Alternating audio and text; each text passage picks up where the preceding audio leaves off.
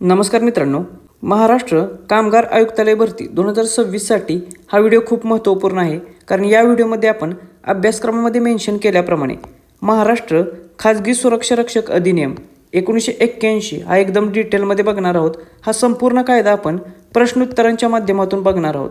म्हणजे परीक्षेमध्ये तुम्हाला ज्या प्रकारचे प्रश्न विचारले जातील त्याच प्रकारचे प्रश्न इथे आपण फ्रेम केलेले आहेत, जेणेकरून परीक्षेमध्ये तुम्हाला आलेल्या प्रश्नांची उत्तर देणं सोपं होऊन जाईल आणि हा संपूर्ण कायदा देखील तुमच्या व्यवस्थित लक्षात राहील. चला तर मग सुरू करूया. प्रश्न पहिला, महाराष्ट्र खाजगी सुरक्षा रक्षक नोकरीचे नियमन व कल्याण अधिनियम कोणत्या वर्षी संमत करण्यात आला? तर हा कायदा आपण आत्ताच पाहिल्याप्रमाणे 1981ला संमत करण्यात आलेला. त्यामुळे पर्याय क्रमांक 2 हे याचे योग्य उत्तर असेल. आता कोणताही कायदा असो त्या कायद्याचा उद्देश तुम्हाला सर्वात आधी माहीत असणं आवश्यक आहे. जर तुम्हाला कायद्याचा उद्देश माहीत असेल तर प्रत्येक प्रश्नाच्या उत्तरापर्यंत पोहोचण्याचा मार्ग मोकळा होतो. त्यामुळे इथे आपण याचा उद्देश लक्षात घेऊया. तर ज्या काही महाराष्ट्रातील विविध फॅक्टरीज आहेत, दुकाने आहेत किंवा विविध संस्था किंवा एजन्सी आहेत, याच्यामध्ये काम करणारे जे खाजगी सुरक्षा रक्षक आहेत त्यांच्या नोकरीचे नियमन करणे, विविध योजनांच्या माध्यमातून त्यांचे कल्याण करणे, त्यांची होणारी आर्थिक पिळवणूक, सामाजिक पिळवणूक टाळणे या उद्देशाने हा महाराष्ट्र खाजगी सुरक्षा रक्षक अधिनियम संमत करण्यात आलेला आहे. आणि या सर्व गोष्टी ते कशाच्या माध्यमातून करणार आहेत? तर या सर्व गोष्टी ते एक मंडळ स्थापन करून करणार आहेत. त्यामुळे हे मंडळ स्थापन करण्यासाठी हा संपूर्ण कायदा त्यांनी पारित केलेला आहे. त्यामुळे याच्यातील सर्वात महत्त्वाची गोष्ट कोणती असेल तर ती आहे महाराष्ट्र खाजगी सुरक्षा रक्षक मंडळ ही. त्यामुळे या मंडळाच्याच अवतीभोवती हा संपूर्ण कायदा फिरणार आहे. चला तर मग एक एक प्रश्न आपण परीक्षेच्या दृष्टिकोनातून महत्त्वाचे आहेत ते कव्हर करूया. प्रश्न क्रमांक 2, महाराष्ट्र खाजगी सुरक्षा रक्षक कायद्याला राष्ट्रपतींची मंजुरी कधी मिळाली? तर हा एक दुसरा महत्त्वाचा प्रश्न आहे की या प्रत्येक कायद्याची जी मंजुरी असते त्याच्यावरती नेहमी प्रश्न विचारला जातो. तर हा जो कायदा आहे या कायद्याला मंजुरी मिळालेली 24 सप्टेंबर 1981 साली. त्यामुळे पर्याय क्रमांक 3 हे याचे योग्य उत्तर असेल. ही डेट तुम्हाला पाठच करून ठेवायची आहे. त्याचबरोबर इथे आणखीन एक गोष्ट लक्षात ठेवायची आहे की 24 सप्टेंबर नंतर दुसऱ्याच दिवशी म्हणजे 25 सप्टेंबर 1981ला हा कायदा राजपत्रात प्रसिद्ध करण्यात आलेला. त्यामुळे ह्या प्रसिद्धीची तारीख देखील लक्षात ठेवा. याच्यावरती देखील कदाचित ते प्रश्न विचारू शकतात. या 2 तारखा खूप महत्त्वाच्या आहेत. त्यानंतर प्रश्न क्रमांक 3, महाराष्ट्र खाजगी सुरक्षा रक्षक अधिनियम खालीलपैकी कोणत्या क्षेत्राला लागू आहे? आता हा खूप महत्त्वाचा प्रश्न आहे. कोणताही कायदा असो तर त्याच्यासाठी एक क्षेत्र असते, त्या क्षेत्राला तो लागू असतो. तर हा जो कायदा आहे 1981चा खाजगी सुरक्षा रक्षक कायदा तो संपूर्ण महाराष्ट्राला लागू आहे. त्यामुळे पर्याय क्रमांक 3 हे याचे योग्य उत्तर असेल. आणि ही तरतूद कोणत्या कलमात आहे? तर या कायद्यातील कलम 1 मधील दुसऱ्या उपकलमानुसार ही तरतूद यांनी केलेली आहे की हा संपूर्ण कायदा संपूर्ण महाराष्ट्राला लागू असेल. त्यानंतर प्रश्न क्रमांक 4, सुरुवातीला 29 जून 1981 रोजी हा कायदा केवळ कोणत्या भागात लागू करण्यात आला होता? तर आत्ताच आपण पाहिल्याप्रमाणे हा जो कायदा आहे त्याला राष्ट्रपतींची मंजुरी मिळाली 24 सप्टेंबर 1981ला. पण आपल्याला इथे प्रश्न विचारलेला आहे की 29 जून 1981ला म्हणजे त्याच्या पूर्वीच हा कायदा कोणत्या भागाला लागू होता? तर 29 जूनला हा कायदा बृहन्मुंबई आणि ठाणे जिल्ह्याला लागू होता. त्यामुळे पर्याय क्रमांक 2 हे याचे योग्य उत्तर असेल. मग हे कसं काय शक्य झालं? तर त्यापूर्वीच गव्हर्नमेंटने अध्यादेश काढून हा कायदा या क्षेत्रांना लागू केलेला. मग ही जी तरतूद आहे ती कोणत्या कलमात आहे? तर ही तरतूद या कायद्यातील पहिल्या कलमातील 3ऱ्या उपकलमानुसार सांगितलेली आहे की हा कायदा 29 जून 1981ला बृहन्मुंबई आणि ठाणे जिल्ह्यापुरता मर्यादित असेल. मग इतर भागांचं काय? तर इतर जे भाग आहेत त्या भागाला लागू करण्याची जबाबदारी ही राज्य सरकारची असेल. आणि राज्य सरकारला ज्या ज्यावेळी गरज वाटेल त्यावेळी ते अध्यादेश किंवा अधिसूचना जाहीर करून त्या अधिसूचनेद्वारे इतर भागांना लागू करतात. तर हा देखील पॉईंट इथे महत्त्वाचा आहे, तो लक्षात घ्या. त्यानंतर प्रश्न क्रमांक 5, महाराष्ट्र खाजगी सुरक्षा रक्षक नोकरीचे नियमन व कल्याण अधिनियम 1981 हा खालीलपैकी कोणत्या सुरक्षा रक्षकांना लागू होतो? आता तुम्ही म्हणाल असा का प्रश्न आहे? तर हा खूप महत्त्वाचा प्रश्न आहे. कारण सरसकट सुरक्षा रक्षकांना हा कायदा लागू नाही आहे. तर हा कोणाला लागू आहे? तर अशाच सुरक्षा रक्षकांना लागू आहे जे कारखान्याचे थेट किंवा नियमित कर्मचारी नाही आहेत, मात्र एजन्सी किंवा विविध बोर्डांमार्फत काम करतात. त्यामुळे ती एक गोष्ट खूप महत्त्वाची आहे, ते लक्षात घ्या. तर हा कायदा अशाच व्यक्तींना लागू आहे की जे थेट किंवा नियमित कर्मचारी नाही आहेत, मात्र विविध एजन्सी आणि बोर्डांमार्फत काम करत असतात किंवा या एजन्सी किंवा बोर्डांनी त्यांना सुरक्षेच्या कामासाठी नियुक्त केलेलं आहे. त्यामुळे पर्याय क्रमांक 2 हे याचे योग्य उत्तर असेल. कोणतीही परीक्षा पास होण्यासाठी तुम्हाला जास्तीत जास्त मार्कांची गरज असते आणि जास्तीत जास्त मार्क मिळवण्यासाठी तुम्हाला जास्तीत जास्त प्रश्नांचा सराव करणं आवश्यक असतं आणि त्यासाठीच 1000 पेक्षा जास्त प्रश्नांचा समावेश असलेली ही आपली ऑनलाईन टेस्ट सिरीज आपण लॉन्च केलेली आहे. ही विशेष महत्त्वाची काय आहे? कारण याच्यामध्ये महाराष्ट्रातील कायदे, त्याचबरोबर केंद्र सरकारचे जे कायदे आहेत ते कायदे आणि जो लेबर कोड आहे त्या लेबर कोडची कायदे, अशा प्रकारे जवळपास 20 कायद्यांचा समावेश असलेली ही टेस्ट सिरीज असणार आहे. याच्यामध्ये आपण प्रत्येक कायद्यावरती स्वतंत्र चॅप्टर वाईज टेस्ट घेतलेले आहेत. त्याचबरोबर कायद्यांच्या 40 प्रश्नांच्या 5 फुल लेंथ मॉक टेस्ट देखील घेतलेले आहेत आणि हे सर्व प्रश्न आपण TCS पॅटर्ननुसार घेतलेले आहेत. त्यामुळे याचा 100% फायदा तुम्हाला परीक्षेमध्ये होईल. तुम्हाला जसा वेळ मिळेल तशी ही टेस्ट सिरीज तुम्ही सॉल्व करायची आहे आणि जेवढे जास्त प्रश्न तुम्हाला सॉल्व करता येतील तेवढे जास्त प्रश्न सॉल्व करा. त्याचा अल्टिमेट फायदा तुम्हाला परीक्षेमध्ये झालेला दिसेल. त्यामुळे जास्तीत जास्त प्रश्नांचा सराव करून जास्तीत जास्त मार्क घेण्यासाठी ही आपली कायद्यांवरची ऑनलाईन टेस्ट सिरीज तुम्ही जॉईन करू शकता. ही जॉईन करण्यासाठी आपली स्पर्धा परीक्षा मित्र हे ॲप तुम्ही डाउनलोड करा किंवा काही शंका असेल तर हा संपर्क क्रमांक दिलेला आहे, याच्यावरती व्हॉट्सअप मेसेज करू शकता. प्रश्न क्रमांक 6, महाराष्ट्र खाजगी सुरक्षा रक्षक नोकरीचे नियमन व कल्याण अधिनियमातील कलम 2(4) नुसार स्थापनाची व्याख्या कोणत्या नवीन कायद्याच्या आधारे सुधारित केली गेली आहे? तर लक्षात घ्या, शक्यतो कोणताही कायदा असेल त्या कायद्यातील कलम 2 जे आहे त्या कलमामध्ये व्याख्या दिलेल्या असतात, महत्त्वाच्या व्याख्या किंवा कन्सेप्ट क्लिअर केलेल्या असतात की ज्या पुढे कायद्यामध्ये वापरलेल्या आहेत. तर इथे देखील कलम 2 मधील उपकलम 4 नुसार स्थापनाची व्याख्या सांगितलेली आहे आणि ही स्थापनाची व्याख्या काय सांगितलेली आहे? तर 2025 मध्ये या कायद्यामध्ये जी सुधारणा झाली त्या सुधारणेनुसार महाराष्ट्र दुकाने व संस्था रोजगार नियमन व सेवा शर्ती कायदा 2017 मध्ये जी व्याख्या स्थापनेची सांगितलेली आहे तीच व्याख्या इथे कन्सिडर करायची आहे. त्यामुळे पर्याय क्रमांक 2 हे याचे योग्य उत्तर असेल की कलम 2 मधील उपकलम 4 नुसार जी स्थापनेची व्याख्या आहे ती व्याख्या महाराष्ट्र दुकाने व संस्था कायदा 2017 या कायद्याच्या आधारे सुधारित केलेली आहे.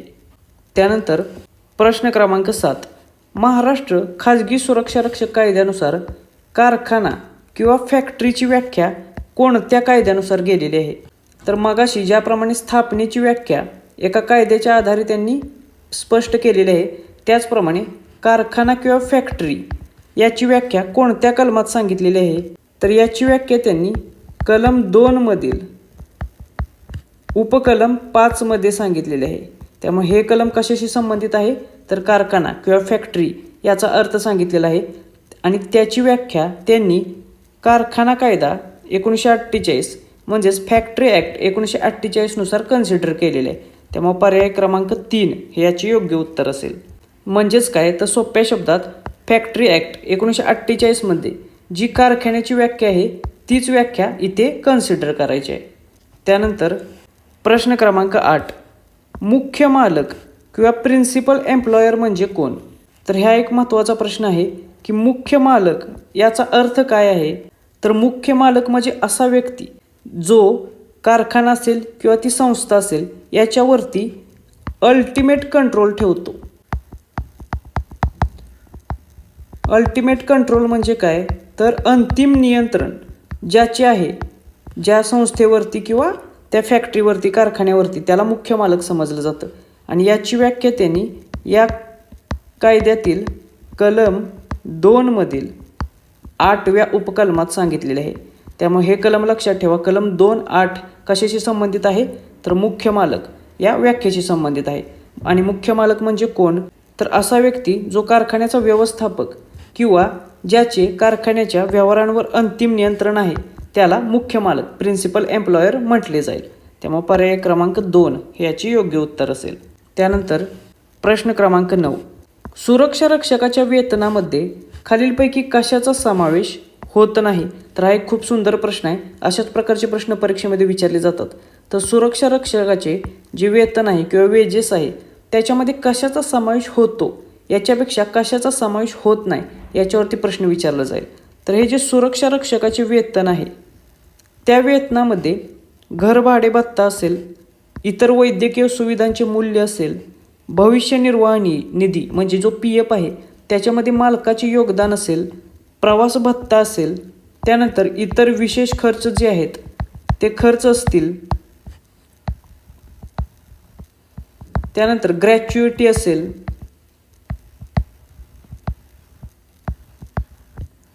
या इत्यादी ज्या बाबी आहेत त्यांचा समावेश होत नाही. त्यामुळे पर्याय क्रमांक 4 वरीलपैकी सर्व हे या प्रश्नाचे योग्य उत्तर असेल. म्हणजे काय, तर इथे दिलेल्या ज्या काही गोष्टी आहेत यांचा समावेश या सुरक्षा रक्षकाच्या वेतनामध्ये होत नाही. त्यामुळे हे लक्षात ठेवा, कशाचा समावेश होत नाही याच्यावरती प्रश्न विचारला जाईल. आणि या कायद्यामध्ये ही जी वेतनाची व्याख्या आहे ती कोणत्या कलमात दिलेली आहे सुरक्षा रक्षकाचे वेतन? तर ती आहे कलम 2 मधील उपकलम 11 मध्ये. त्यामुळे ही देखील व्याख्या लक्षात ठेवा, ही देखील परीक्षेच्या दृष्टिकोनातून खूप महत्त्वाची आहे. त्यानंतर प्रश्न क्रमांक 10. सुरक्षा रक्षकांच्या नियमित रोजगाराची खात्री करण्यासाठी योजना तयार करण्याचा अधिकार कोणाला आहे?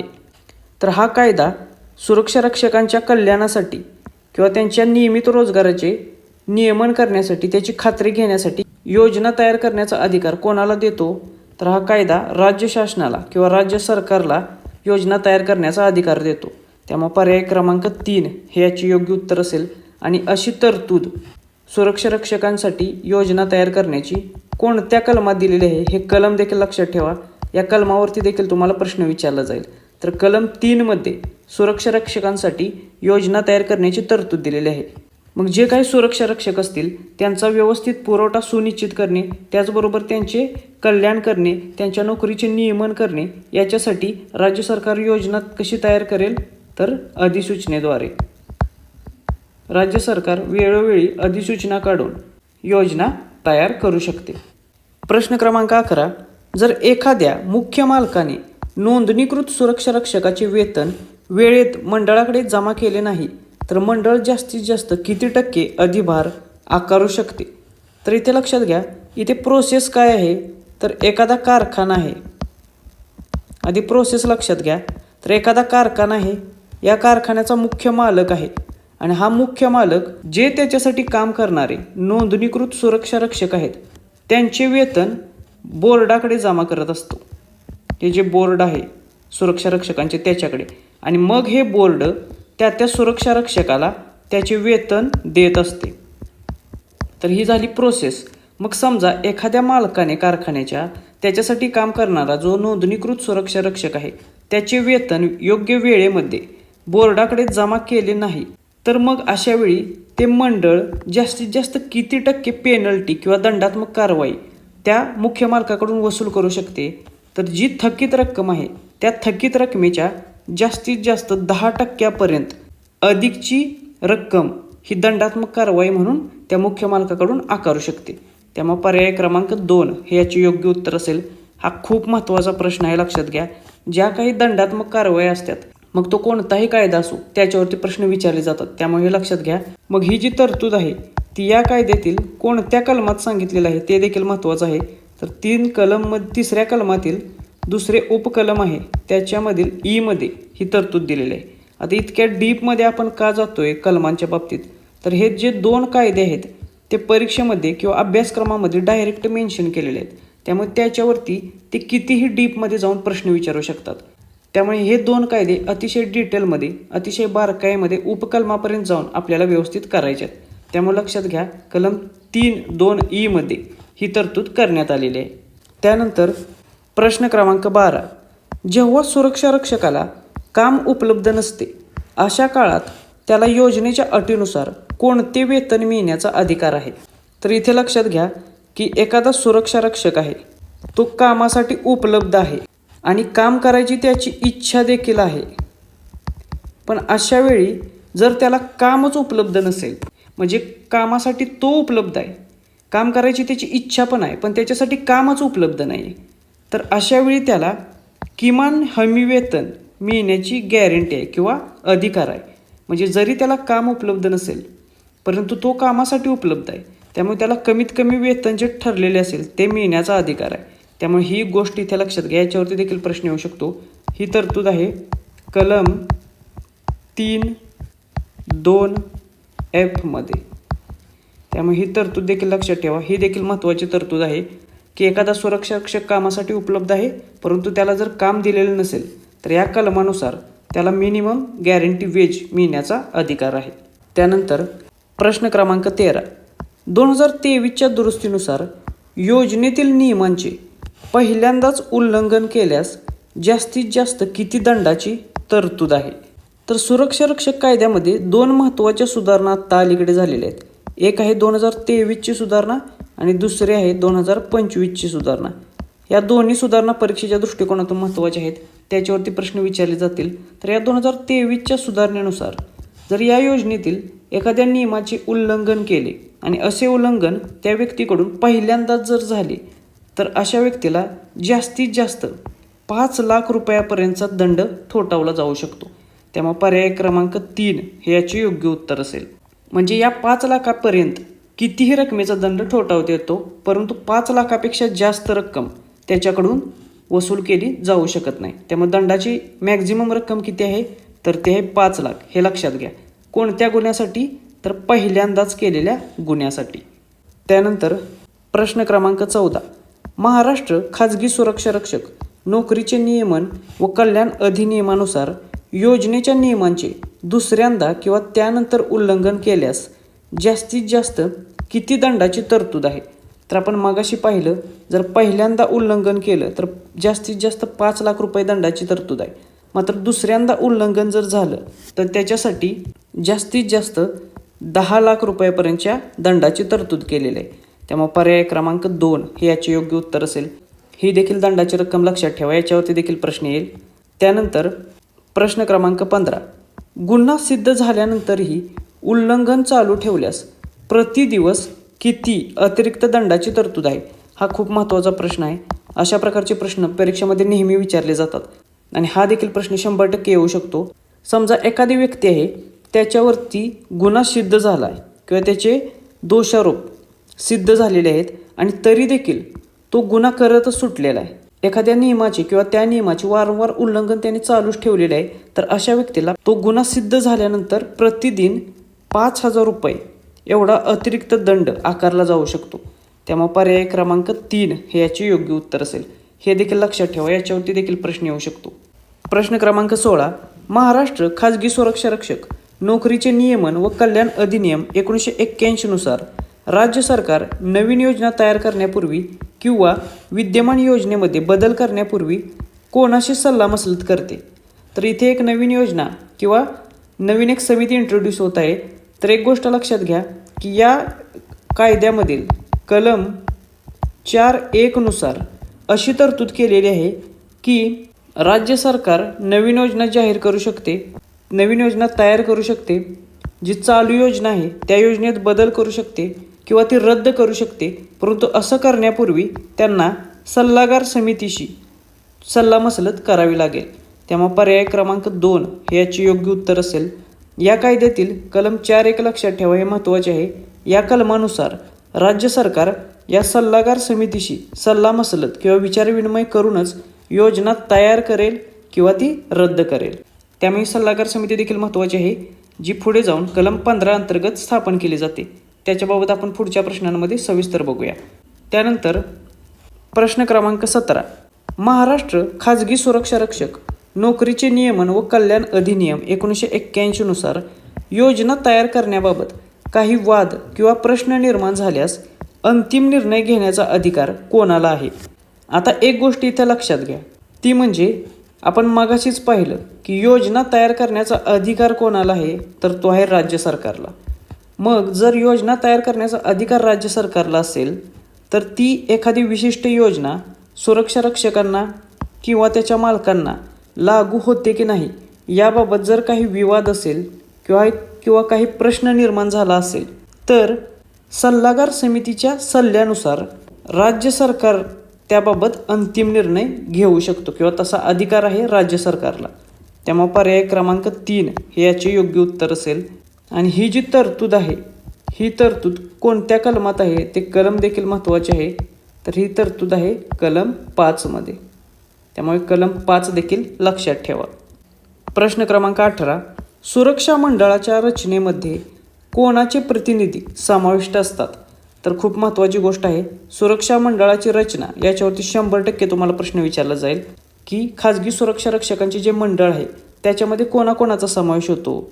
तर त्याच्यामध्ये मुख्य मालक म्हणजे मालकांचे प्रतिनिधी, कारखान्यांचे प्रतिनिधी, सुरक्षा रक्षकांचे प्रतिनिधी आणि राज्य शासनाचे प्रतिनिधी या तिघांचा समावेश होतो त्या सुरक्षा रक्षकाच्या मंडळामध्ये. त्यामुळे पर्याय क्रमांक 4 वरीलपैकी सर्व बरोबर हे याचे योग्य उत्तर असेल. या तिघांचे प्रतिनिधित्व करणारे सदस्य यांचे नामनिर्देशन या सुरक्षा रक्षकाच्या मंडळामध्ये केले जाते. आणि याची तरतूद कोणत्या कलमात आहे? तर याबाबतची तरतूद ही या कायद्याच्या कलम 6(3) मध्ये आहे. त्यामुळे कलम 6(3) हे या तिघांच्या प्रतिनिधित्वाबाबत चर्चा करतं किंवा तरतूद करतं. त्यानंतर प्रश्न क्रमांक 19, सुरक्षा मंडळामध्ये मालक आणि सुरक्षा रक्षकांचे प्रतिनिधी यांचे प्रमाण काय असते? तर आपण मागाशी बघितलं की सुरक्षा रक्षकांचे जे मंडळ आहे त्याच्यामध्ये मालक असतात, सुरक्षा रक्षकांचे प्रतिनिधी असतात आणि राज्य शासनाचे प्रतिनिधी असतात. तर याच्यापैकी मालकांचे प्रतिनिधी आणि सुरक्षा रक्षकांचे प्रतिनिधी यांची संख्या समान असली पाहिजे. त्यामुळे पर्याय क्रमांक 3 दोन्ही बाजूंचे प्रतिनिधी समान संख्येत असतात हे याचं योग्य उत्तर असेल. आता ही तरतूद कोणत्या कलमात आहे? तर ही तरतूद आहे या कायद्यातील कलम 6(4) मध्ये. आता याच कलमानुसार अजून एक तरतूद त्यांनी केलेली आहे, ती देखील आपण बघूया की याच्यामध्ये राज्य शासनाचे जे प्रतिनिधी आहेत, तर या राज्य शासनाचे जे प्रतिनिधी आहेत त्यांची संख्या ही मालक आणि सुरक्षा रक्षक जे आहेत त्यांची संख्या या दोघांची संख्या एकत्र करून या संख्येच्या 1/3 पेक्षा जास्त संख्या ही राज्य शासनाचे जे सदस्य आहेत त्यांची असणार नाही हे इथे लक्षात ठेवा. इथे 2 गोष्टी आहेत महत्त्वाच्या कलम 6(4) मध्ये. पहिली म्हणजे सुरक्षा रक्षकाचे जे मंडळ आहेत त्याच्यामध्ये मालक आणि सुरक्षा रक्षकांचे प्रतिनिधी हे समान संख्येत असतील. आणि दुसरी गोष्ट म्हणजे राज्य शासनाचे प्रतिनिधित्व करणारे जे सदस्य आहेत त्यांची संख्या ही मालक आणि सुरक्षा रक्षकांचे प्रतिनिधित्व करणारे सदस्य यांच्या एकूण सदस्य संख्येच्या 1/3 पेक्षा जास्त असणार नाही. म्हणजेच थोडक्यात काय, तर राज्य शासनाचे प्रतिनिधी जे असतील त्यांची संख्या ही मालक आणि सुरक्षा रक्षक या दोघांची मिळून जेवढी संख्या होईल त्याच्या 1/3 पेक्षा कमी असेल. त्यानंतर प्रश्न क्रमांक 20, सुरक्षा मंडळाचा अध्यक्ष म्हणून कोणाची निवड किंवा नियुक्ती केली जाते? आता ही इंटरेस्टिंग गोष्ट आहे. जी सुरक्षा रक्षकाचा मंडळ आहे त्या मंडळामध्ये 3 प्रकारचे सदस्य आहेत.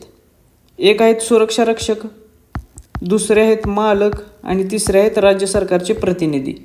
मात्र याचा अध्यक्ष म्हणून नियुक्ती कोणाची केली जाते? तर याचा अध्यक्ष म्हणून नियुक्ती राज्य सरकारचे प्रतिनिधित्व करणारे जे सदस्य आहेत त्यांच्यापैकी एक सदस्य हा सुरक्षा रक्षका मंडळाचा अध्यक्ष म्हणून नेमला जातो. त्यामुळे पर्याय क्रमांक 3 हे याचे योग्य उत्तर असेल. तुम्हाला वाटेल रक्षक किंवा मालकांच्या प्रतिनिधित्वाचा समावेश अध्यक्ष म्हणून केला जातो, तर नाही. राज्य सरकारचे प्रतिनिधित्व करणारे जे सदस्य आहेत त्यांच्यापैकी एक सदस्य हा अध्यक्ष म्हणून नेमला जातो. कोणातर्फे? तर राज्य सरकारतर्फे. हे देखील लक्षात ठेवा. आणि याची तरतूद ही या कायद्याच्या कलम 6(5) मध्ये केलेली आहे. कलम 6(5) नुसार राज्य सरकारचे प्रतिनिधित्व करण्यासाठी नियुक्त केलेला जो सदस्य आहे त्याच्यापैकी एकाची नियुक्ती ही राज्य सरकार अध्यक्ष म्हणून करेल. प्रश्न क्रमांक 21, जर मालक किंवा सुरक्षा रक्षकांनी प्रतिनिधींची नावे देण्यास नकार दिला तर सरकार बोर्डाचे काम चालवण्यासाठी किती व्यक्तींचे मंडळ नियुक्त करू शकतात? तर हा जो कायदा आहे संपूर्ण तो आपण सांगितल्याप्रमाणे हे जे बोर्ड आहे सुरक्षा रक्षकांचे मंडळ आहे त्याच्याच अवतीभोवती फिरतोय. त्यामुळे हे बोर्ड खूप महत्त्वाचे आहे. आणि हे जे बोर्ड आहे ते कोणाकोणाचे मिळून बनते, तर मालक, सुरक्षा रक्षक आणि राज्य सरकारचे प्रतिनिधी. पण समजा काही कारणास्तव मालक आणि सुरक्षा रक्षकांच्या प्रतिनिधींनी नावे देण्यासच नकार दिला आणि बोर्डाची स्थापना होऊ शकत नाही अशा वेळी. मग अशा वेळी राज्य सरकार एका योग्य व्यक्तीची नेमणूक करून बोर्ड स्थापन करेल, जी नियमित बोर्ड स्थापन होईपर्यंत सर्व अधिकार वापरेल बोर्डाचे. त्यामुळे पर्याय क्रमांक 1 हे याचं योग्य उत्तर असेल. कलम 7(1) मध्ये याबाबत तरतूद दिलेली आहे. कलम 7(1) काय सांगतं, तर कलम 7(1) नुसार जर काही कारणास्तव मालक किंवा सुरक्षा रक्षकांच्या प्रतिनिधींनी नावे देण्यास नकार दिला किंवा अशा वेळी नियमित बोर्ड स्थापन होणे शक्य नसेल, तर राज्य सरकार एका योग्य व्यक्तीची नियुक्ती करून बोर्डाची स्थापना करेल, जे नियमित बोर्ड स्थापन होईपर्यंत त्या बोर्डाचे सर्व अधिकार वापरेल. त्यामुळे कलम 7(1) हे देखील खूप महत्त्वाचे आहे. प्रश्न क्रमांक 22. महाराष्ट्र खाजगी सुरक्षा रक्षक अधिनियम 1981 अन्वये सुरक्षा मंडळाला आपला वार्षिक अहवाल दरवर्षी कोणत्या तारखेपूर्वी राज्य सरकारला सादर करावा लागतो? तर एक गोष्ट इथं लक्षात घ्या, या अधिनियमानुसार जे सुरक्षा मंडळ आहे त्या मंडळाला दरवर्षी त्याचा आपला वार्षिक अहवाल सादर करावा लागतो. कोणाला? तर राज्य सरकारला. ही एक गोष्ट लक्षात घ्या. त्यानंतर दुसरी महत्त्वाची गोष्ट की हा जो वार्षिक अहवाल आहे तो अहवाल दरवर्षी 31 ऑक्टोबरच्या आत राज्य सरकारला सादर करावा लागतो. त्यामुळे पर्याय क्रमांक 3 हे याचे योग्य उत्तर असेल. प्रत्येक वर्षी मागील वर्षाचा जो अहवाल असेल तो 31 ऑक्टोबरच्या पूर्वी राज्य सरकारला सादर करायचा आहे. आणि ही जी तरतूद आहे ही तरतूद कोणत्या कलमात आहे, तर त्यासाठी कलम 8(3) आहे. या कलमामध्ये ही तरतूद त्यांनी दिलेली आहे. त्यानंतर प्रश्न क्रमांक 23. खालीलपैकी कोणती व्यक्ती ही सुरक्षा मंडळाचा सदस्य होण्यास अपात्र किंवा डिस्क्वालिफाय ठरते? तर सुरक्षा मंडळाचा सदस्य होण्यासाठी ज्या अपात्रता आहेत, डिस्क्वालिफिकेशन आहे, त्याबाबत कोणत्या कलमामध्ये तरतूद आहे? तर याबाबतच्या तरतुदी या कलम 10(1) मध्ये सांगितलेल्या आहेत. हे कलम खूप महत्त्वाचे आहे कारण याच्यामध्ये सदस्य होण्यास ज्या अपात्रता आहेत त्या सांगितलेल्या आहेत. आणि कलम 10(1) नुसार जर एखादी व्यक्ती ही सुरक्षा रक्षक मंडळाचा पगारी अधिकारी असेल तर ती व्यक्ती डिस्क्वालिफाय ठरते सदस्य होण्यासाठी. जर एखादी व्यक्ती दिवाळखोर असेल तर ती व्यक्ती देखील सदस्य होण्यास अपात्र ठरते. एखाद्या व्यक्तीला नैतिक अधपतनाच्या गुन्ह्यासाठी दोषी ठरवले गेलेले असेल तर अशी व्यक्ती देखील सदस्य ठरण्यास अपात्र ठरते. त्याचबरोबर एखादी व्यक्ती ही मनोरुग्ण म्हणून जाहीर झालेली असेल तर अशी व्यक्ती देखील सदस्य होण्यासाठी अपात्र ठरते. त्यामुळे पर्याय क्रमांक 4 वरीलपैकी सर्व हे याचे योग्य उत्तर असेल. सदस्यांच्या अपात्रता देखील लक्षात ठेवा, याच्यावरती देखील एक प्रश्न येऊ शकतो. त्यानंतर प्रश्न क्रमांक 24. जर एखादा सदस्य मंडळाच्या परवानगीशिवाय सलग किती बैठकांना गैरहजर राहिला तर राज्य शासन त्याला पदावरून हटवू शकते? तर लक्षात घ्या, सर्वात महत्त्वाची गोष्ट म्हणजे सदस्याला पदावरून कोण हटवू शकतं, तर राज्य शासन. हे ते लक्षात घ्या, याच्यावरती प्रश्न येतो. त्याचबरोबर समजा या कायद्यामधील कलम 10(2)B मध्ये एक तरतूद दिलेली आहे. याच्यामध्ये त्यांनी काय सांगितलेलं आहे की एखादा सदस्य जर आहे या मंडळाचा, तो सदस्य मंडळाच्या रजेव्यतिरिक्त किंवा मंडळाच्या परवानगीशिवाय सलग 3 बैठकांना जर अनुपस्थित असेल किंवा 3 बैठकांना जर गैरहजर असेल तर त्याला राज्य शासन पदावरून हटवू शकते, दूर करू शकते, काढून टाकू शकते. तेव्हा पर्याय क्रमांक 2 हे याचे योग्य उत्तर असेल. सलग 3 बैठकांना गैरहजर राहिला की राज्य शासन त्याला कलम 10(2)B नुसार पदावरून काढून टाकेल. त्यानंतर प्रश्न क्रमांक 25. मंडळातील रिक्त जागा उद्भवल्यास ती जास्तीत जास्त किती दिवसांच्या आत भरली पाहिजे? तर या कायद्यामधील कलम 12 मध्ये जागा रिक्त होण्याबाबतच्या तरतुदी आहेत. समजा एखाद्या व्यक्तीचा मृत्यू झालेला असेल किंवा एखाद्या व्यक्तीने किंवा सदस्याने या राजीनामा दिलेला असेल किंवा एखाद्या व्यक्तीचा मागे सांगितल्याप्रमाणे अपात्र झाले असेल तर ती अशा परिस्थितीत जी जागा रिक्त होते ती रिक्त जागा भरण्यासाठी 90 दिवसांचा कालावधी आहे, म्हणजे 90 दिवसांच्या आत ती जागा भरणं आवश्यक आहे आणि याच्यासाठी कलम 12 मध्ये तरतूद केलेली आहे. त्यामुळे पर्याय क्रमांक 3 हे याचं योग्य उत्तर असेल. प्रश्न क्रमांक 26. मालक किंवा सुरक्षा रक्षकांकडून येणे असणारी रक्कम निश्चित करण्यासाठी चौकशी करताना मंडळाच्या अधिकाऱ्याला कोणत्या कायद्यानुसार दिवाणी न्यायालयाचे अधिकार मिळतात? तर कधीकधी काय होतं, हे जे सुरक्षा रक्षक मंडळ आहे त्या सुरक्षा रक्षक मंडळाला मालकांकडून किंवा सुरक्षा रक्षकांकडून येणारी काही रक्कम थकीत असते. तर ही जी रक्कम थकीत आहे त्या रकमेबाबत चौकशी करण्यासाठी एक अधिकारी नेमला जातो मंडळातर्फे. मग हा जो अधिकारी आहे तो ती रक्कम निश्चित करण्यासाठी जी चौकशी करतो, ती चौकशी करत असताना या मंडळाच्या अधिकाऱ्याला दिवाणी प्रक्रिया संहिता 1908 नुसार दिवाणी न्यायालयाचे अधिकार मिळतात. त्यामुळे ही गोष्ट इथे लक्षात ठेवा. याच्यावरती खूप वेळा प्रश्न विचारले जातात. त्यामुळे पर्याय क्रमांक 2 हे याचे योग्य उत्तर असेल. जिथे जिथे चौकशीचा विषय आहे तिथे तिथे दिवाणी प्रक्रिया संहिता 1908 नुसार दिवाणी न्यायालयाचे अधिकार हे महत्त्वाचा वर्ड आहे. दिवाणी न्यायालयाचे अधिकार प्राप्त होत असतात. आणि याची तरतूद मग कोणत्या कलमात आहे? तर याची तरतूद आहे कलम 14(2) मध्ये. कलम 14(2) मध्ये काय सांगितलेलं आहे, तर जी रक्कम थकीत आहे त्या रकमेची चौकशी करताना अधिकाऱ्याला साक्षीदार बोलवणे किंवा पुरावा घेणे किंवा कोणत्याही व्यक्ती त्याच्यासाठी जबाबदार असेल तर त्याला उपस्थित राहण्यास भाग पाडणे किंवा शपथेवर त्याची तपासणी घेणे किंवा त्याच्यासाठी एखादा अध्यादेश किंवा आदेश काढणे, ह्या गोष्टी करण्यासाठी त्याला दिवाणी न्यायालयाचे अधिकार दिलेले असतात. त्यामुळे कलम 14(2) देखील खूप महत्त्वाचे आहे, हे लक्षात ठेवा. याच्यावरती देखील प्रश्न विचारले जातात. प्रश्न क्रमांक 27. महाराष्ट्र खाजगी सुरक्षा रक्षक अधिनियम 1981 मधील कलम 14 अन्वये थकीत रक्कम निश्चित करण्यासाठी चौकशी प्रक्रिया भारतीय दंड संहिता याच्या कोणत्या कलमांनुसार न्यायालयीन कामकाज मानले जाते?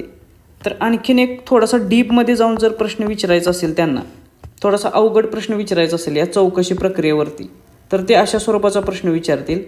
तर याच अधिनियमाच्या कलम 14(2) नुसार थकीत रक्कम निश्चित करण्यासाठी जी चौकशी प्रक्रिया आहे ती प्रक्रिया IPCच्या कलम 193 आणि कलम 228 अंतर्गत न्यायालयीन कामकाज किंवा न्यायिक कारवाई मानली जाईल.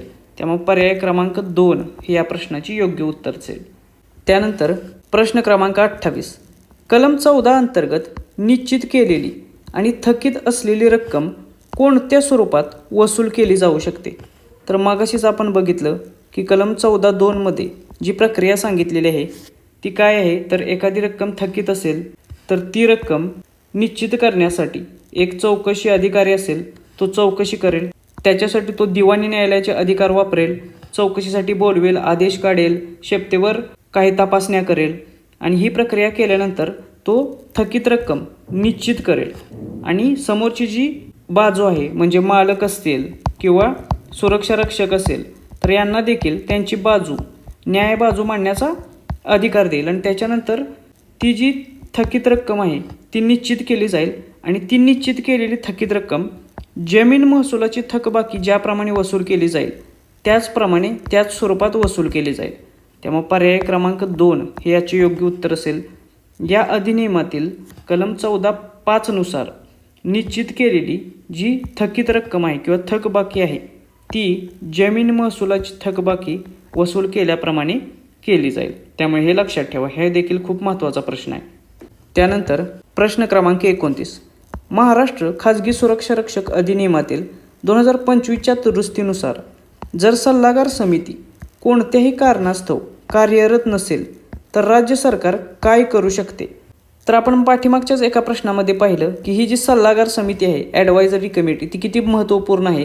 कारण याच्यासाठी राज्य सरकार कोणतीही योजना तयार करणे, तिच्यामध्ये बदल करणे किंवा ती रद्द करणे, याच्यासाठी सल्लागार समितीशी चर्चा विनिमय करणे, सल्लामसलत करणे हे खूप महत्त्वाचे आहे. पण समजा काही कारणास्तव ही जी सल्लागार समिती आहे ती अस्तित्वातच नसेल तर मग काय? तर याच्यासाठी 2025 मध्ये एक दुरुस्ती केलेली आहे या अधिनियमामध्ये आणि या दुरुस्तीनुसार याच्यामध्ये कलम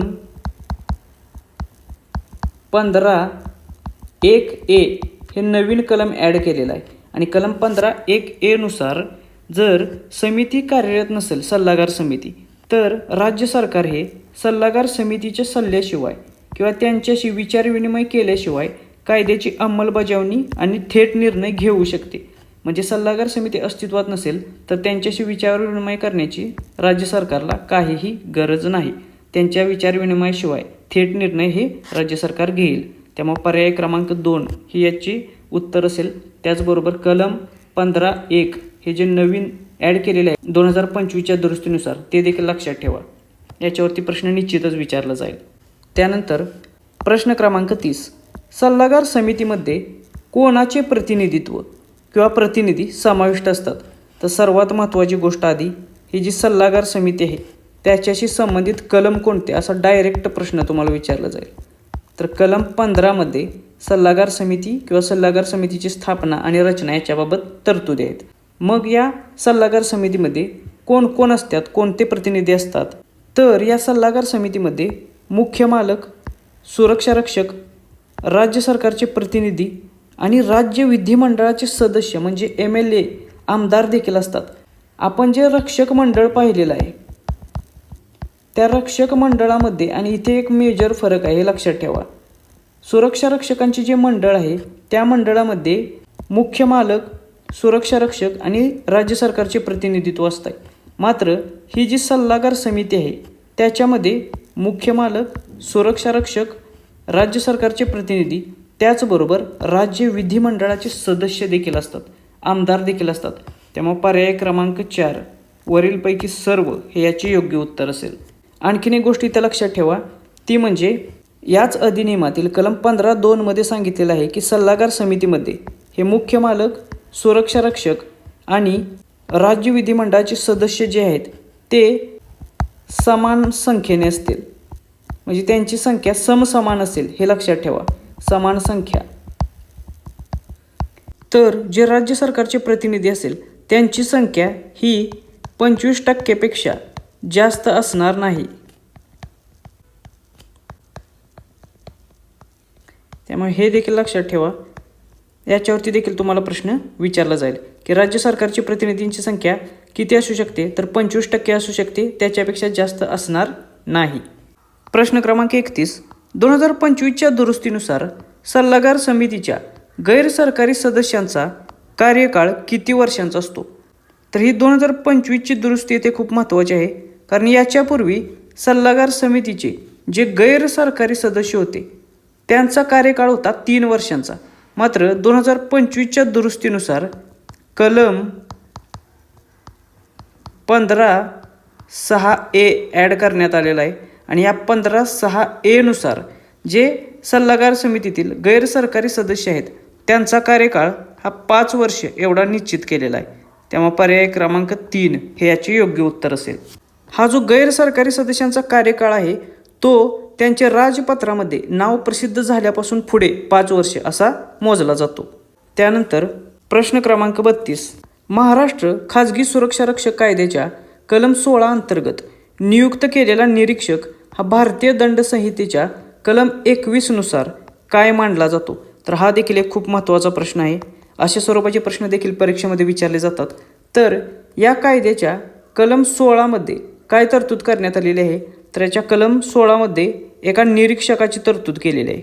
मग हा निरीक्षक काय काम करेल किंवा याची नेमणूक कोण करेल? तर याची नेमणूक करतं मंडळ, सुरक्षा रक्षक मंडळ याची नेमणूक करू शकते त्यांना आवश्यक वाटेल तेव्हा. मग या निरीक्षकाचं कार्य काय आहे ते देखील आपल्याला माहीत असलं पाहिजे. मग तो कोणत्याही कारखान्यामध्ये जाऊन त्या कारखान्याची तपासणी करू शकतो, कधीही जाऊ शकतो, कधीही भेटू शकतो, त्यांचे वेतन विषयक जे अभिलेख आहे ते मागू शकतो, नोंदणी पुस्तक मागू शकतो, वेगवेगळ्या गोष्टींची तो तपासणी करू शकतो आणि त्याबाबत त्याला अधिकार त्यासाठी देण्यात आलेले आहेत. त्यामुळे ही गोष्ट लक्षात घ्या. मग या निरीक्षकाची जी नेमणूक कलम 16 अंतर्गत केली जाते त्या निरीक्षकाला भारतीय दंड संहितेच्या म्हणजे IPCच्या कलम 21 अंतर्गत काय समजलं जातं? तर त्याला लोकसेवकाचा दर्जा आहे. त्यामुळे पर्याय क्रमांक 2 हे याचे योग्य उत्तर असेल. त्यानंतर प्रश्न क्रमांक 33, योजनेच्या अंतर्गत शिक्षेस पात्र असलेल्या कोणत्याही गुन्ह्याची दखल न्यायालय कोणाच्या लेखी तक्रारीशिवाय घेऊ शकत नाही? तर सुरक्षा रक्षकांसाठी ज्या योजना जाहीर करण्यात आलेल्या आहेत त्या योजनेच्या अंतर्गत शिक्षेस पात्र असलेला कोणताही गुन्हा असेल तर त्या गुन्ह्याची दखल न्यायालयाने घेण्यासाठी लेखी तक्रारीची आवश्यकता असते. मात्र ती लेखी तक्रार कोणाकडून आली पाहिजे तर त्यासाठी निरीक्षक असेल किंवा बोर्ड, सुरक्षा रक्षक मंडळ असेल किंवा शासनाने, राज्य शासनाने अधिकृत केलेला व्यक्ती असेल त्याने तशी लेखी तक्रार दिल्याशिवाय कोणत्याही गुन्ह्याची दखल न्यायालय घेत नाही. त्यामुळे हा देखील प्रश्न परीक्षेच्या दृष्टिकोनातून खूप महत्त्वाचा आहे. पर्याय क्रमांक 2 हे याचे योग्य उत्तर असेल. आणि ही जी तरतूद आहे ती तरतूद कोणत्या कलमात दिलेली आहे तर ही तरतूद या कायद्याच्या कलम 17(1) मध्ये दिलेलं आहे. त्यामुळे हे देखील कलम परीक्षेच्या दृष्टिकोनातून खूप महत्त्वपूर्ण आहे.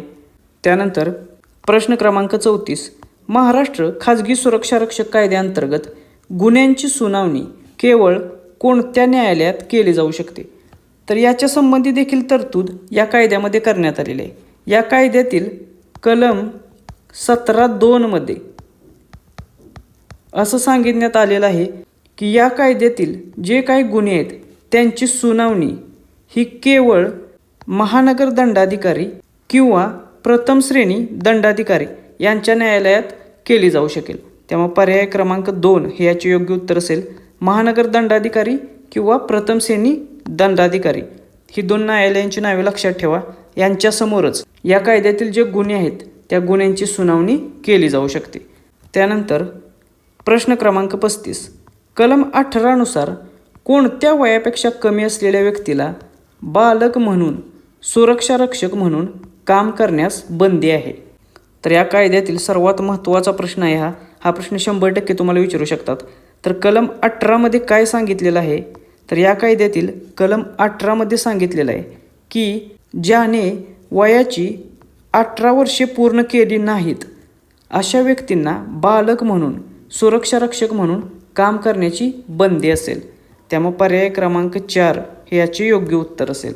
म्हणजेच काय तर ज्यांनी वयाचे 18 वर्षे पूर्ण केलेले आहेत त्यांना, म्हणजे 18पेक्षा जास्त वर्षे ज्यांचं वय आहे त्यांना सुरक्षा रक्षक म्हणून काम करण्यासाठी परवानगी आहे. पण 18पेक्षा कमी वय ज्यांचं आहे त्यांना या कलम 18 नुसार बालक मानलं जाईल आणि सुरक्षा रक्षक म्हणून काम करण्यासाठी बंदी असेल.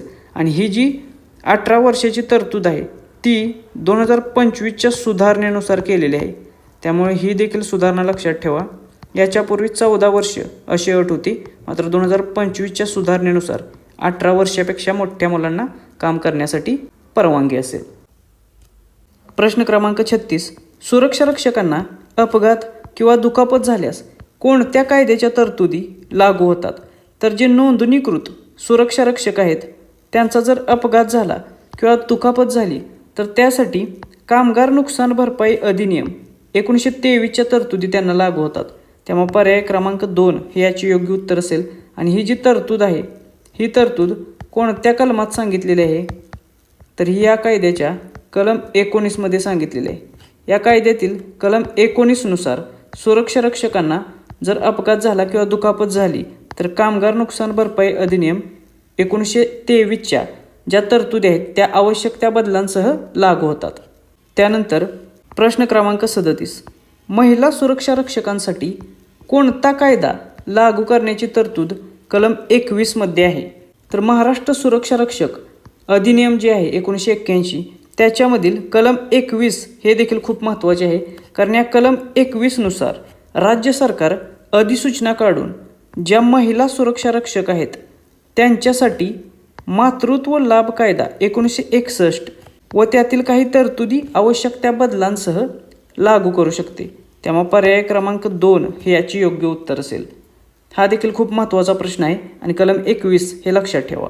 त्यानंतर प्रश्न क्रमांक 38, जर राज्य सरकारने कलम 24 अंतर्गत एखाद्या मंडळाच्या किंवा योजनेच्या कामकाजाची चौकशी करण्यासाठी एखाद्या व्यक्तीची नियुक्ती केली तर त्या व्यक्तीला कोणते अधिकार प्राप्त होतात तर महाराष्ट्र राज्य सुरक्षा रक्षक अधिनियम 1981 नुसार कलम 24 मध्ये काय सांगितलेलं आहे तर कलम 24(3) मध्ये सांगितलेलं आहे की मंडळाच्या कामकाजाची चौकशी करण्यासाठी, तपासणी करण्यासाठी किंवा योजनेची जे कामकाज आहे त्याची चौकशी करण्यासाठी एखाद्या व्यक्तीची नियुक्ती केली जाऊ शकते. आणि ही नियुक्ती कलम 24 अंतर्गत कोण करतं तर ही नियुक्ती राज्य शासनामार्फत केली जाते. आणि हा जो राज्य शासनामार्फत नियुक्त केलेला अधिकारी आहे त्या व्यक्तीला निरीक्षकाचे सर्व अधिकार प्राप्त होतात. जो आपण पाठीमागे कलम 16 मध्ये बघितलेला निरीक्षक, ज्याची नियुक्ती मंडळाने केलेली तपासणी करण्यासाठी, त्या निरीक्षकाला जे अधिकार आहेत तेच अधिकार, निरीक्षकाचे सर्व अधिकार हे कलम 24 अंतर्गत राज्य शासनाने ज्या व्यक्तीची नियुक्ती केलेली आहे मंडळाच्या किंवा योजनेच्या कामकाजाची चौकशी करण्यासाठी त्या व्यक्तीला प्राप्त होतात. तेव्हा पर्याय क्रमांक 2 याचे योग्य उत्तर असेल. हे देखील कलम लक्षात ठेवा, याच्यावरती देखील प्रश्न येऊ शकतो. इथे एक महत्त्वाची गोष्ट लक्षात घ्या, कलम 16 मध्ये जो निरीक्षक आहे त्याची नेमणूक कोणी केलेली आहे? त्याची नेमणूक केलेली आहे मंडळाने, सुरक्षा रक्षक जे मंडळ आहे त्या मंडळाने. आणि कलम 24 अंतर्गत जे व्यक्तीची नेमणूक केलेली आहे त्याची नेमणूक ही राज्य शासनाने केलेली आहे. तर या दोन वेगवेगळ्या नियुक्त्या आहेत, हे लक्षात घ्यायचं. त्यानंतर प्रश्न क्रमांक 39, कलम 25(1) नुसार जर सुरक्षा रक्षक मंडळ आपली कर्तव्ये पार पाडण्यास असमर्थ ठरले किंवा अधिकारांचा गैरवापर जर करत असेल तर सरकार जास्तीत जास्त किती कालावधीसाठी मंडळ बरखास्त करू शकते? तर ही देखील एक खूप महत्त्वपूर्ण तरतूद आहे या अधिनियमातील. कलम 25(1) नुसार काय सांगितलेलं आहे, तर समजा सुरक्षा रक्षक मंडळ हे आपली कर्तव्य पार पाडण्यास असमर्थ ठरले किंवा सुरक्षा रक्षक मंडळ आपल्या अधिकारांचा गैरवापर करत असेल किंवा गैरव्यवहार करत असेल तर अशा वेळी राज्य सरकार ते मंडळ बरखास्त करू शकते, हे लक्षात घ्या. मग ते किती कालावधीसाठी बरखास्त करू शकते? तर ते 12 महिन्यांसाठी बरखास्त करू शकते. आणि हे मंडळ बरखास्त करण्यासाठी राज्य सरकार काय करेल, तर अधिकृतपणे राजपत्रामध्ये तशी अधिसूचना काढेल आणि अधिसूचना काढून हे 12 महिन्यांच्या कालावधीसाठी बरखास्त करते. आता ह्या 12 महिन्यांचा कालावधी म्हणजे काय, तर 12 महिन्यांच्या आत पुन्हा या सुरक्षा रक्षक मंडळाची पुनर्रचना त्यांना करायची असते. मग तो कालावधी किती सांगितलेला आहे त्यांनी मॅक्झिमम, तर मॅक्झिमम 12 महिन्यांसाठी त्यांना बरखास्त करता येईल. त्याचबरोबर हा जो 12 महिन्यांचा कालावधी आहे तो काही विशेष परिस्थितीत वाढवला देखील जातो, ते आपण पुढच्या प्रश्नामध्ये बघूया. प्रश्न क्रमांक 40, महाराष्ट्र खाजगी सुरक्षा रक्षक नोकरीचे नियमन आणि कल्याण अधिनियम 1981 नुसार बोर्ड बरखास्तीचा काळ अपवादात्मक परिस्थितीमध्ये सरकारला जास्तीत जास्त किती महिन्यांनी वाढवता येतो? तर आपण मागाशीच पाहिलं, जर सुरक्षा रक्षक बोर्डाने काही गैरव्यवहार केला किंवा व्यवस्थित कामकाज केले नाही तर त्याची बरखास्ती करण्याचा अधिकार राज्य सरकारला असतो आणि ती बरखास्ती राज्य सरकार 12 महिन्यांच्या कालावधीसाठी करू शकते. मात्र काही विशेष परिस्थितीमध्ये, अपवादात्मक परिस्थितीमध्ये योग्य कारणांसाठी राज्य सरकार तो कालावधी 6 महिन्यांनी वाढवू शकते. त्यामुळे पर्याय क्रमांक 2 हे याचे योग्य उत्तर असेल. म्हणजेच काय, तर जास्तीत जास्त 18 महिन्यांचा कालावधी बरखास्तीचा असू शकतो, त्याच्या आधी त्या बोर्डाची पुनर्रचना करावी लागते. त्यामुळे हा देखील प्रश्न लक्षात ठेवा, याच्यावरती देखील तुम्हाला प्रश्न येऊ शकतो. आणि ही जी तरतूद आहे ती तरतूद कोणत्या कलमात आहे, तर ते कलम आहे कलम 25(1). प्रश्न क्रमांक 41, कलम 26 नुसार जर एखाद्या सुरक्षा रक्षकाने कराराद्वारे आपले कायदेशीर हक्क किंवा सवलती सोडल्या तर तो करार कायद्याच्या दृष्टिकोनातून काय मानला जाईल? तर कलम 26 देखील या कायद्यानुसार खूप महत्त्वपूर्ण आहे, कारण खाजगी सुरक्षा रक्षकांच्या पिळवणुकीसाठी विरोध करणार हे खूप महत्त्वाचं कलम आहे. कारण या कलमानुसार काय सांगितलेलं आहे की एखाद्या खाजगी सुरक्षा रक्षकाला काही विशिष्ट परिस्थितीमध्ये एखादा करार करावा लागला की ज्या कराराद्वारे या कायद्याने, म्हणजे आपला खाजगी सुरक्षा रक्षक अधिनियम 1981च्या कायद्याने जे काही अधिकार, विशेष सवलती त्याला दिलेले आहेत, ते विशेष सवलती किंवा अधिकार त्याचे निघून जाणार असतील किंवा त्या कराराद्वारे त्याला सोडाव्या लागत असतील या सवलती, तर असा करार या कायद्याच्या दृष्टिकोनातून 1981च्या शून्य व निरर्थक असेल. त्यामुळे पर्याय क्रमांक 2 हे याचे योग्य उत्तर असेल. प्रश्न क्रमांक 42, महाराष्ट्र खाजगी सुरक्षा रक्षक कायद्यातील कलम 27 नुसार कायद्याचे किंवा नियमांचे उल्लंघन केल्यास सामान्य दंडाची रक्कम किती आहे? जनरल पेनल्टी किती आहे असं प्रश्न विचारलेला आहे आणि जनरल पेनल्टीची तरतूद कलम 27 मध्ये दिलेली आहे. त्यामुळे कलम 27 देखील लक्षात ठेवा आणि कलम 27 मध्ये ही जी जनरल पेनल्टीची तरतूद आहे ती पूर्वी 500 रुपये एवढी होती. जर एखाद्या कायद्याचे किंवा नियमांचे उल्लंघन केले तर जास्तीत जास्त 500 रुपये एवढी सामान्य दंडाची तरतूद होती. मात्र 2003ची जी अमेंडमेंट झाली त्या 2003च्या सुधारणेनुसार जर कायद्याचे किंवा नियमांचे उल्लंघन झाले तर जास्तीत जास्त 5 लाख रुपयापर्यंत एवढी सामान्य दंडाची जनरल पेनल्टीची रक्कम जाऊ शकते. त्यामुळे पर्याय क्रमांक 3 हे याचे योग्य उत्तर असेल. त्यानंतर प्रश्न क्रमांक 43. जर कायद्याचे उल्लंघन सतत चालू राहिले तर कलम 27 नुसार प्रतिदिन किती अतिरिक्त दंडाची ॲडिशनल फाईनची तरतूद आहे? तर आपण मागाशीच पाहिलेलं की जर सतत उल्लंघन कायद्याचे केले जात असेल तर प्रतिदिन ही 5,000 रुपयापर्यंत एवढ्या अतिरिक्त दंडाची तरतूद आहे. त्यामुळे पर्याय क्रमांक 3 हे याचे योग्य उत्तर असेल. हे देखील कलम 27 मध्येच सांगितलेलं आहे, हे लक्षात ठेवा. त्यानंतर प्रश्न क्रमांक 44.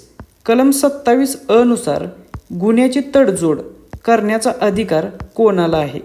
तर कलम 27 हे जे आहे ते 2023 मध्ये जी सुधारणा झाली त्याच्यानुसार ॲड केलेलं आहे आणि 2023च्या सुधारणेनुसार गुन्ह्यासाठी तडजोड करण्याची देखील तरतूद करण्यात आलेली आहे. आणि ही जी गुन्ह्याची तडजोड आहे ती करण्याचा अधिकार त्या संबंधित मंडळाचा जो अध्यक्ष आहे सुरक्षा रक्षक मंडळाचा त्याला देण्यात आलेला आहे. त्यामुळे पर्याय क्रमांक 2 हे याचं योग्य उत्तर असेल. त्याचबरोबर आणखीन एक गोष्ट इथे लक्षात ठेवा की याच कायद्यातील कलम 27 नुसार काय सांगितलेलं आहे की जर आरोपीनं अर्ज केला आणि संबंधित बोर्डाचा अध्यक्षाने ते मान्य केलं तर जो काही कमाल दंड आहे त्या कमाल दंडाच्या 50% एवढी रक्कम आकारून ही तडजोड केली जाते.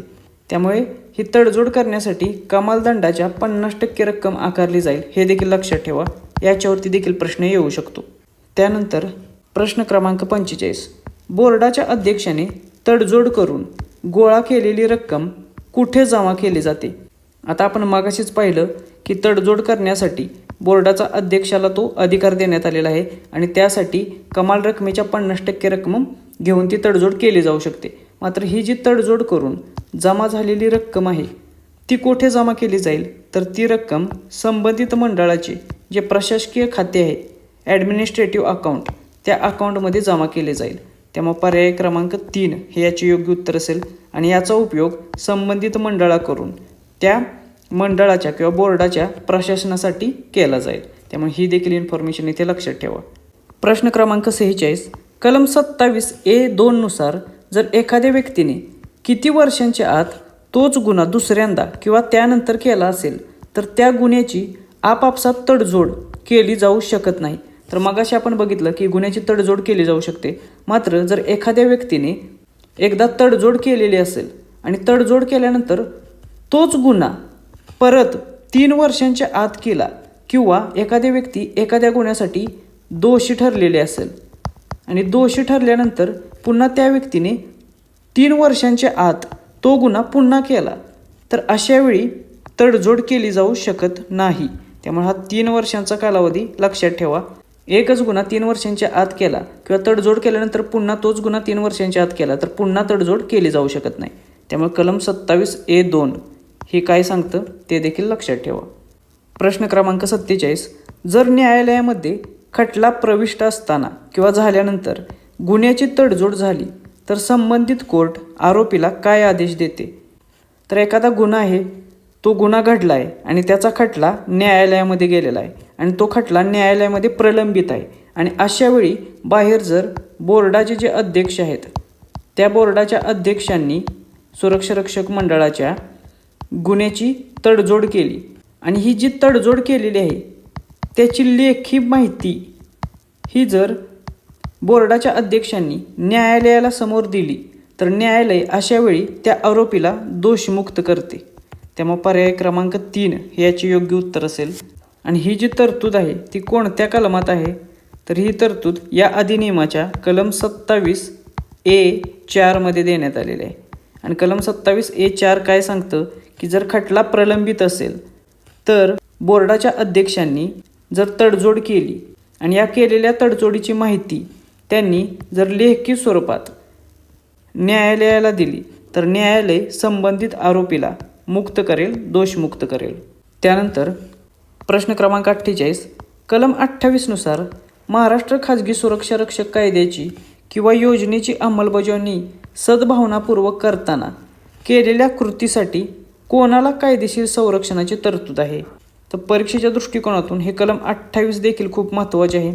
याच्यावरती देखील हा प्रश्न तुम्हाला विचारला जाईल की कलम 28 नुसार खाजगी सुरक्षा रक्षक कायदा जो आहे त्या कायद्याची किंवा या कायद्याच्या अंतर्गत ज्या योजना आहेत त्या योजनेची अंमलबजावणी करताना केलेल्या प्रामाणिक प्रयत्नांना किंवा सद्भावनापूर्वक केलेल्या कोणत्याही कामासाठी राज्य शासन असेल, सुरक्षा मंडळ असेल, सुरक्षा मंडळाचा अध्यक्ष असेल, सचिव असेल किंवा सुरक्षा मंडळाचा सदस्य असेल, त्याचबरोबर जी सल्लागार समिती असेल किंवा जो नेमण्यात आलेला निरीक्षक असेल, या सर्वांना कायदेशीर संरक्षणाची तरतूद आहे जर त्यांनी या कायद्याच्या पालनासाठी प्रामाणिकपणे आणि सद्भावनेपूर्वक कृती केली असेल तर. त्यामुळे पर्याय क्रमांक 4 वरील सर्व हे याचे योग्य उत्तर असेल. कलम 28 नुसार या सर्वांना कायदेशीर संरक्षण प्राप्त आहे. त्यानंतर प्रश्न क्रमांक 49 राज्य शासनाने या कायद्याचे उद्दिष्ट साध्य करण्यासाठी नियम बनवण्याचा अधिकार कोणत्या कलमांतर्गत देण्यात आला आहे. तर जे राज्य शासन आहे ते राज्य शासन अधिकृतपणे राजपत्रामध्ये अधिसूचना काढून हा जो कायदा आहे खाजगी सुरक्षा रक्षक अधिनियम या कायद्याच्या उद्देशांशी सुसंगत असलेले नियम तयार करू शकते आणि तो नियम करण्याचा किंवा नियम बनवण्याचा जो अधिकार आहे तो त्यांना कलम 29 नुसार प्राप्त झालेला आहे.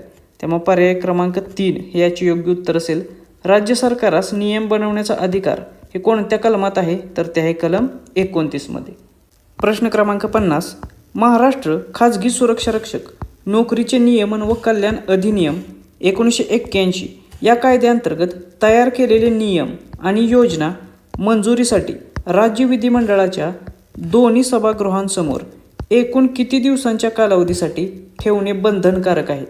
तर खाजगी सुरक्षा रक्षक अधिनियमानुसार तयार केलेले हे जे प्रत्येक नियम आहेत ते नियम आणि तयार केलेल्या प्रत्येक योजना या मंजुरीसाठी राज्य विधिमंडळाच्या म्हणजेच राज्य विधानसभा असेल आणि राज्य विधान परिषद असेल या दोन्ही सभागृहांच्या समोर एकूण 30 दिवसांच्या कालावधीसाठी ठेवणे आवश्यक आहे किंवा बंधनकारक आहे.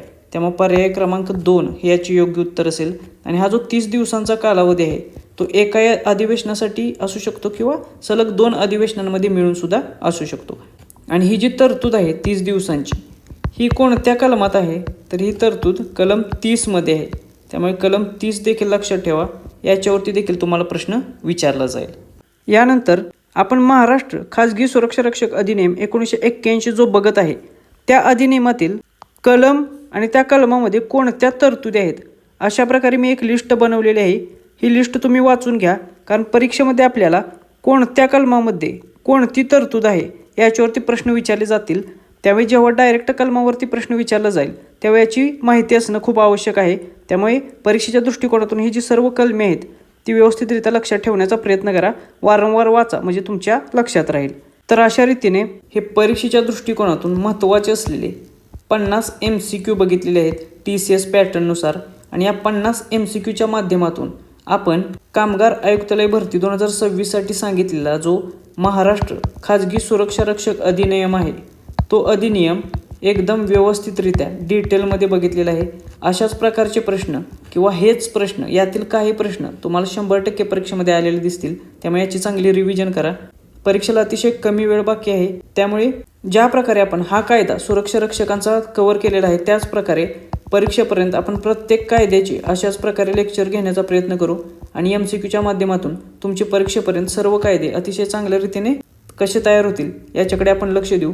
त्याचबरोबर परीक्षेसाठी कमी वेळ आहे त्यामुळे जास्तीत जास्त रिव्हिजन करणं खूप आवश्यक आहे. जास्तीत जास्त प्रश्न सोडवणं खूप आवश्यक आहे. आणि त्याच्यासाठीच आपली ही ऑनलाईन टेस्ट सिरीज देखील आहे ती तुम्ही जॉईन करू शकता.